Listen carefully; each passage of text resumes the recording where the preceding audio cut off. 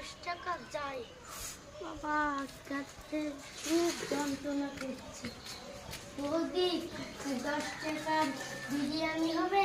আরে তুমি তো বাচ্চা ছেলে, দাও ঘরে এসে বসো, তোমাকে বিরিয়ানি দিচ্ছি। যাও বাবু, ওখানে তুমি বসো, তোমাকে আমি দিচ্ছি। গরিবের বাচ্চা কেমন হয়ে গেলে কে ঢুকা সাহস